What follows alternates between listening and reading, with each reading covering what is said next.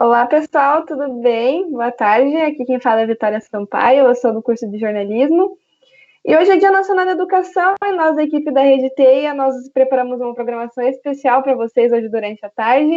A gente está conversando com vários profissionais que são ligados à educação para celebrar essa data tão especial e importante, né? Hoje a gente vai conversar com a Valéria Brasil, ela é coordenadora do curso de Pedagogia da Universidade Positivo. E ela é doutoranda em Políticas Públicas e História da Educação. Boa tarde, Valéria. Boa tarde, tudo bem, Vitória? Tudo bem. Então, a gente vai conversar hoje um pouco sobre educação e o nosso foco na nossa conversa vai ser os professores e os alunos. Então, para começar o nosso papo, eu queria te perguntar como que os professores podem criar métodos pedagógicos nesse momento de isolamento social? Bom, para os professores pensarem em alguma metodologia específica para esse momento, a gente teve um susto de uma ruptura, né? Então, esse susto dessa ruptura desorganizou muito tanto coordenadores, quanto professores, quanto os alunos.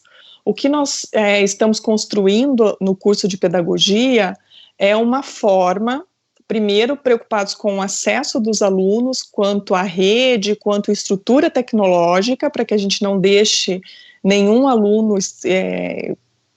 excluso desse momento. E muito do que os professores têm criado muito com o feedback dos alunos. Então, as coisas, a gente tem feito testagens mesmo, né? Algumas situações com chats de conversa, outras com gravação, outras publicações no YouTube.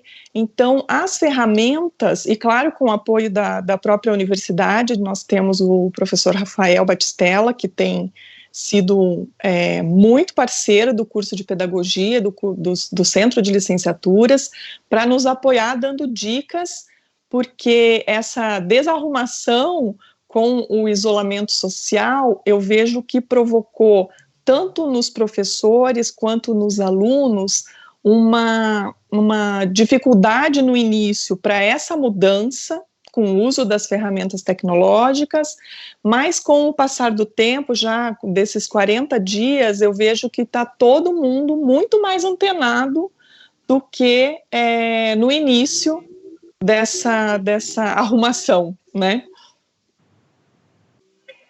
Você tem um foco de pesquisa em educação infantil, né? Você tem essa área de experiência. Queria te perguntar um pouquinho agora, puxando para essa área mais da educação infantil, quais métodos as escolas, né, infantis podem adotar nesse período de isolamento social, né, além da faculdade? Tá. Você diz para a formação ou para as crianças? Para as crianças. Para as crianças. Bom, para as crianças de 0 a 3 anos, eu vejo que apesar de elas terem acesso, elas não têm muita compreensão do que isso está acontecendo, né? Então, eu vejo que conversar muito com as crianças e promover interações mais próximas entre as pessoas que ela conhece, seja virtualmente ou as pessoas que estão em casa, ainda é a melhor solução. Para as crianças um pouco maiores, eu vejo que a gente pode utilizar muita contação de história, e a gente tem um projeto de uma das disciplinas lá no curso de pedagogia, onde as alunas estão fazendo uma releitura de histórias clássicas infantis e também da literatura infantil moderna, fazendo algumas releituras, utilizando a tecnologia para contação de histórias, né? Eu acho que impor para as crianças muito pequenas um ritmo de uso de tecnologia para ensinar ainda é bastante cedo. Então, a gente pode usar essa ferramenta para dialogar, para contar histórias, para ver quem está longe, mas uma rotina para a educação infantil nesse momento de pandemia, eu acredito que ainda é cedo. A gente percebe que hoje é um pouco mais complicado para prender a atenção das crianças, é preciso usar métodos mais eficazes. E quais métodos você acha que são que podem ser feitos, né, para prender a atenção das crianças durante esse período de isolamento social, para elas não se distraírem, nada do tipo? Para estudar em casa? Para as crianças estudarem em casa? As crianças, eu acho que o tempo de atenção é o mesmo do presencial quanto nas tecnologias. Nas tecnologias, a gente tem uma velocidade maior, um apelo mais visual. Então, eu acho que utilizar essa proposta mais visual e de troca de informações rápidas para as crianças ainda é a melhor forma, né, para a gente ensinar. Então, talvez as professoras do ensino fundamental que estejam, e daí eu acompanho os meus netos quanto a isso, eu vejo que elas têm propostas curtas, com o que a gente chama de consígnia, né, que é uma orientação da ação educativa. Então, a gente tem uma consígnia rápida, simples, para ir depois se complexificando para as crianças compreenderem esse outro meio. Eu acho que as crianças até têm menos dificuldade de entender do que os professores de construir essas propostas. Para a gente, que é professora, ainda tem sido um desafio, né? O que você acha que os professores, que eles estão tendo que se readaptar, né? Tanto os professores quanto os alunos. O que você acha que eles podem fazer nesse período de readaptação para melhorar as aulas deles e não perderem o rendimento também? Eu vejo que se a gente tiver uma distância muito grande dos alunos, no sentido de, por exemplo, umas férias prolongadas para as crianças, né, ou mesmo para os acadêmicos, eu vejo que isso seria muito ruim. Então, eu vejo a decisão da universidade de continuidade, mesmo com aulas remotas, eu vejo com bons olhos. Eu acho que é uma oportunidade para a gente se reinventar. Então, para os professores, essa reinvenção vem no feedback dos alunos, né, o que é que está dando certo, o que não está dando certo. Mas, ao mesmo tempo, esse professor, ele está em casa, ele tem que cuidar da família também, cuidar da saúde, né, dele, dos seus familiares. As notícias que nós temos nos jornais televisivos ou mesmo nas redes sociais são notícias que nos deixam temerosos e ansiosos pelo futuro. Então, você ter um equilíbrio e uma ponderação de que não é de um dia para o outro que a gente se reinventa, né? A gente tem que se permitir também essa adaptação. Então, o que eu vejo, principalmente dos professores do curso de pedagogia que têm acompanhado, é que os professores estão extremamente preocupados para que essa aprendizagem seja efetiva, só que, ao mesmo tempo, isso traz uma reinvenção desse aluno. Então, esse aluno que ficava sentado na carteira, esperando todo um conteúdo que, entre aspas, era passado para eles, esse contexto na tecnologia a gente não tem priorizado, porque senão seria gravar aulas e os alunos ficarem assistindo um cenário como esse, né? Só eu falando, ou só você falando, e o aluno como um agregador um engolidor desses conhecimentos. Então, aproveitar o momento das redes sociais para uma interação diferenciada, o que vai exigir do aluno também uma interação diferenciada com esse professor e com esse conhecimento. Ele vai ter que ter autonomia, ele tem que ter uma disciplina de como estudar, né? E às vezes é difícil por nós estarmos em casa, mas a gente tem que fazer esse enfrentamento para não perder as aprendizagens. Então, algumas leituras que faríamos juntos em sala de aula, com o professor explicando, hoje o professor põe um roteiro de leitura para um artigo, por exemplo, e esse aluno faz essa atividade sozinho.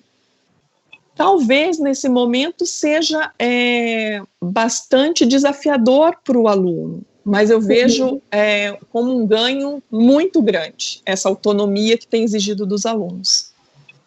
O estudo agora está mais autônomo com esse isolamento e a disciplina é muito importante para eles, né? Sim. Chegou algumas perguntas aqui no nosso chat para você, é da Gabriele Bonatti. Ela perguntou a seguinte pergunta: como que os professores de educação infantil podem se adaptar no ensino, ainda mais no processo de alfabetização? Os pais precisam estar mais presentes no ensino também? Eu acho que a participação da família é sempre importante, seja em época de pandemia ou não. Né? A criança ela não dá conta sozinha desse processo seja de alfabetização, como a pergunta destacou. Então eu acho que sempre a família tem que estar presente. Eu penso que não são os pais, a não ser que tenham uma formação, que devem alfabetizar. E também entendo o processo de alfabetização de um contexto muito amplo. Então, se a gente deixar para os professores a alfabetização do mundo letrado, os pais podem estar proporcionando um outro tipo de alfabetização em casa nesse momento, que é a alfabetização cultural, alfabetização de brincadeiras, de reinventar jogos, de reinventar o afeto, porque isso também passa pela necessidade das crianças, não só das crianças, mas de todos nós. Então, talvez jogos e brincadeiras realizados em casa possam ampliar essa alfabetização cultural dessas crianças, não só desenho e joguinhos no computador, né, ou no celular, mas visitar um museu virtualmente juntos. Então, eu vejo que tanto pais quanto professores podem, neste momento, fazer de momentos lúdicos uma aprendizagem. Né? Eu não acredito que a criança vai sozinha com o professor ensinando o A, E, I, O, U, se alfabetizar nesse momento. Sim. Chegaram mais algumas perguntas.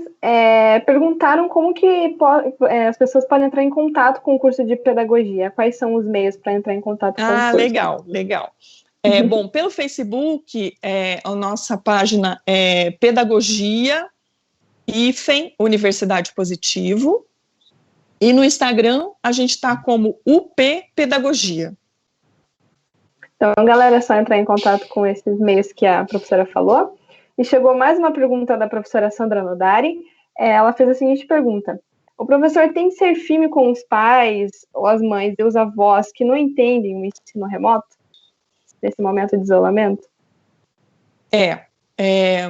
Firme no sentido de ser sabedor daquilo que está propondo.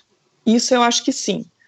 Os pais, os avós, toda a comunidade sente firmeza no sentido da responsividade desse professor e sente quando ele sabe o que ele está fazendo. Então, propor por propor, eu acho que não cabe nesse momento. Eu acho que talvez essa velocidade que a gente estava acostumado dessa sociedade que a gente deixou antes desse isolamento, ela não cabe mais neste momento no ensino remoto. Então, o ensino remoto só quer dizer que a gente não está na mesma sala de aula. Né? Então, o professor que sabe o que quer, que sabe, que tem os objetivos educativos claros, que sabe onde vai chegar, sabe qual é o desafio dele no ensino para essas crianças, ele age com firmeza, ele age com determinação. Então não seria muito necessário ter firmeza, só essa determinação já ajuda, né, na questão. Já ajuda, não. Firmeza, se for no sentido assim, firmeza no sentido de ser rígido, acho que não, né? O ensino remoto, ele produz essa necessidade da gente ter uma flexibilidade maior. Não deu certo? Tudo bem, vamos tentar de novo. Caiu a conexão? Calma, a gente volta, né? Então, essa ansiedade talvez seja mais dos adultos do que das crianças. Então, também fica a dica para a família prestar atenção se não é uma ansiedade que nós adultos estamos tendo em relação ao ensino remoto, ou se é uma ansiedade da criança. Parar e analisar isso, né? Se é o pai que está ansioso ou a criança. Isso. Chegou mais algumas perguntas. Perguntaram qual a importância da pedagogia no mundo da educação. Nossa, daí eu vou ter que falar 2 horas, né? Porque eu vejo que a educação, ela para mim, é um processo que é apaixonante, né? Você poder promover no outro, e eu acho que esse momento é riquíssimo para isso, porque a gente deixa de viver as individualidades nesse momento de isolamento, para viver aquilo que é importante para a coletividade. Então, desde o processo de eu não saio sem máscara para me proteger e proteger os que eu gosto, os que eu amo, é um processo educativo, assim como você ensinar o beabá. Então, a educação, ela é capaz de promover a esperança. Eu vejo que a pedagogia, ela tem que ser uma pedagogia da esperança, né? Daquilo que é possível. A gente está acostumado, por exemplo, numa educação tradicional, que os professores não erram, né? E hoje o que a gente vive é que a gente pode errar, pode fazer uma proposta de um chat que não dê muito certo, ou usar uma plataforma que não é muito adequada, e rever isso, né? Então, a pedagogia, eu vejo que ela não tem o poder, como dizia um grande educador brasileiro, ela não tem o poder de mudar o mundo, mas ela tem o poder, sim, de mudar as pessoas, e as pessoas mudam o mundo. Muito legal, é super importante a pedagogia para a educação, né? Qual a importância do professor do nível superior no auxílio ao aluno de graduação neste momento de isolamento? Olha, às vezes o aluno da graduação, ele se comporta mesmo como um aluno da educação infantil, dizendo o que é para fazer mesmo que eu não entendi, né?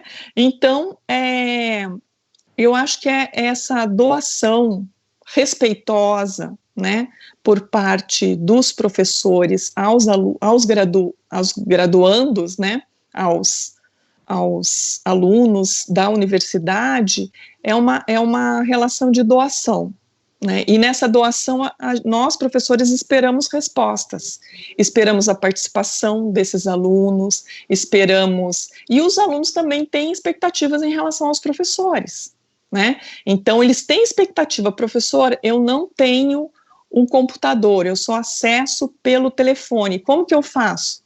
Me manda por e-mail, a gente pode conversar de uma outra forma. O que a gente não quer, o que eu vejo que é muito importante, é a gente não criar processos de exclusão, de mais exclusão social neste momento. Falando um pouquinho dessa questão de exclusão e inclusão também, como que a gente pode criar esse acesso para todas as crianças, enfim, todos os alunos, tanto universitários quanto crianças, o acesso à educação? Porque hoje a gente percebe que tem muitas pessoas que não têm, às vezes, acesso à internet, acesso à tecnologia. Então, como criar um acesso para essas pessoas, né? A educação, que é algo tão importante para a sociedade. A gente vive num mundo muito desigual, né, Vitória? As pessoas não têm acesso às tecnologias da forma que, às vezes, a gente imagina. A gente imagina que todo mundo que estuda em universidade particular, ou que está estudando numa universidade pública, que todo mundo tenha o seu computador em casa para estudar, mas essa não é a realidade de todos. Então, rever o que a pandemia trouxe à tona nesse desvelamento das desigualdades, eu acho que é uma reflexão bem importante que todos deveriam fazer, né? E às vezes eu vejo propostas de alguns estados, né, fazendo também aulas onde o professor grava a aula e faz como se fosse despejando sobre esses alunos, aula número 1, aula número 2, aula número 3, para ele estudar inteiramente sozinho. sem uma tutoria, sem uma estrutura que o próprio ensino à distância propõe, porque o ensino à distância não é isso também, né? Assim como as aulas remotas não podem ser. Então, alguns países, pelo que eu andei lendo, têm proposto que os alunos ou assistem a aula remota ou peguem cadernos, encadernações produzidas pelos professores para que eles possam continuar estudando, né? Então, eu sempre fui uma professora que defendi que a lição de casa tinha que ser feita quando o aluno tinha autonomia para resolver, para não depender do pai e da mãe para resolver. Então, assim, talvez nesse semestre a gente tenha que tirar essa ansiedade do professor e dos pais, achando que eles vão terminar o semestre com um conhecimento que, às vezes, nem em sala de aula o aluno conseguiria, mesmo com a interação próxima, vamos dizer assim, né, com essa interação social mais pessoal, mais próxima, conseguiria. Então, eu acho que existe nesse contexto, um contexto de conhecimentos que não são de exclusividade da escola, né, não é só português, matemática, geografia, não é só isso, tem um outro conhecimento que é maior, que é esse conhecimento de mundo, do que é que está acontecendo, do que a gente pode brincar na sala, se afastar os móveis, de falar para a professora, tudo bem, caiu tua conexão, tem importância, a gente espera um pouquinho, você volta, né? Professora, não entendi a sua aula, podemos retomar? Então, esse tempo educativo, ele precisa ser transformado. A gente não pode transplantar o contexto educacional que nós tínhamos e transplantá-lo para o ensino remoto. Isso não vai dar certo. No ensino remoto tem que ter um cuidado maior também, né? E o maior tempo dos professores com os alunos, ainda mais pela questão de ser remoto. Então, eu acho que é super importante isso que você falou. Chegou mais uma pergunta da Elo Oliveira. Ela falou que é um momento de se reinventar. E trabalhando juntos, a gente pode criar uma nova escola, né? E a educação também, né? Está passando por uma reinvenção, né? Principalmente com esse momento de agora. Eu tenho mais algumas perguntinhas para fazer. Em relação às escolas, qual que é o melhor procedimento que elas devem seguir nesse momento de período de isolamento? Qual é? Qual que é o melhor procedimento que as escolas têm que seguir? Isso, agora nesse momento de isolamento com as crianças, né? Tá, então respondendo primeiro a primeira pergunta, eu acho que a escola, ela tem a oportunidade agora de se reinventar completamente, né? Agregar esse conhecimento tecnológico de maneira que não seja excludente. Eu acho que isso vai ser um ganho bem importante. Ela pode rever o seu tempo educativo, como eu falei. Então, essa escola, ela pode se tornar uma escola com mais esperança, mais colaborativa, mais solidária. Essa escola pode ser transformada a partir do momento que a gente comece esse processo num distanciamento e quando a gente retorne, a gente reveja e se reinvente, né? Em termos de procedimento que as escolas devem tomar, eu penso que primeiro a gente poderia fazer uma reunião virtual mesmo com os pais, né? Explicando o que está acontecendo e quais são as propostas que a escola quer desenvolver.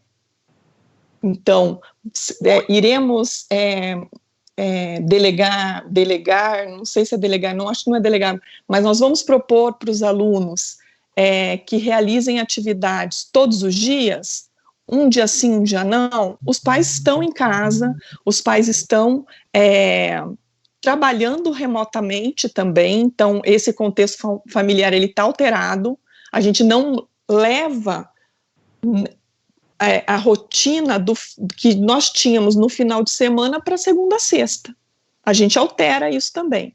Então, qual que é a proposta? Eu acho que o procedimento que as escolas deveriam tomar é essa conversa com os pais, seja por telefone, seja por videoconferência, estabelecendo isso, então, quantidade, volume de atividades, a gente pode trocar os professores, não necessariamente eu posso ter aulas só com os meus professores, a gente pode criar uma rotina para essas crianças divertida, com brincadeiras, com contação de história, com publicação de desenhos, para as crianças que já estão alfabetizadas, a gente pode criar um blog, para incentivo à escrita, podemos ler histórias criar um clube de leitura, né?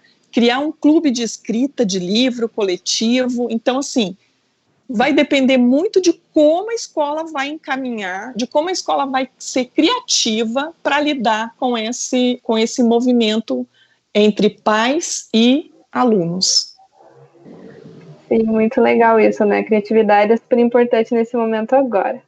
Então, nós acabamos com a nossa conversa, chegamos ao fim. Eu queria te agradecer pela sua presença aqui no Facebook da Rede T. Muito obrigada pelo seu tempo. Eu que agradeço, Vitória. Eu que agradeço a oportunidade. Queria agradecer a todo mundo que mandou pergunta, pela audiência de vocês. Muito obrigada. E até mais, gente. Tchau, tchau. Tchau, obrigada mais uma vez. Fiquem bem, se cuidem.